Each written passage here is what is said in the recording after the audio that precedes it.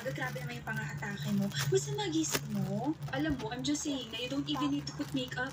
Nagmumukha ka kayang katawa-tawa. Oh, so do I look funny to you? Oo. Tingin nga ng tawa. Oh, bakit bigla kang sumimangot dyan? Yaxel, di pa tayo nagsisimula ah. Mukhang pikon ka na ah. Hindi ako pikon. Paano yung hindi pikon? Mas maganda pa rin natural. Walang halong chemical. Come on, it's 2023. I'm just helping you. I mean, maganda ka naman kaso, period. Walang kaso. Maganda ako, period. Tama na ang backhanded compliments. Ikaw nga, hindi wag mo tanggapin yung sinasabi ko. Huwag ka rin mag-comment sa buhay ko. Hindi talaga counted yung opinion kapag pangit. Kaya pala hindi counted yun sa'yo, no?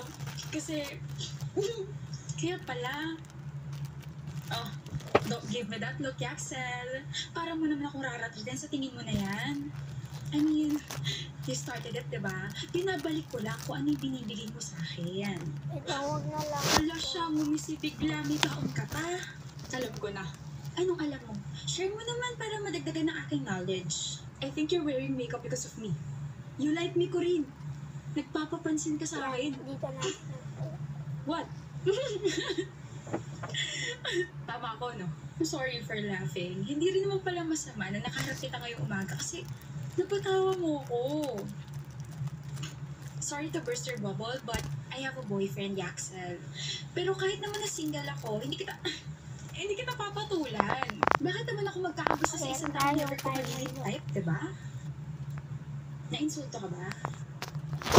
Nagsasabi Ayan lang yung ako ng table totoo. ko. Ayan yung mga books ko na yung mga markers. sinasabi mo po sa akin. O kung meron ka pang iba Ayan ito sinasabihan yung dyan, mga lang. every day, pinupintiryo mo na lang palagi yung pagsusuot ko ng makeup. Alam mo ko rin, hindi naman pinagbabawal sa atin. Tapos ikaw, ang dami-dami mo sinasabi na parang ikaw yung nagbabayad ng mga produktong binibili ko. Hindi ako nagpapaganda para sa'yo o para sa kahit na sinong tao. I'm wearing makeup for myself and para na rin sa confidence ko. It's a freedom of self-expression. Okay? Okay?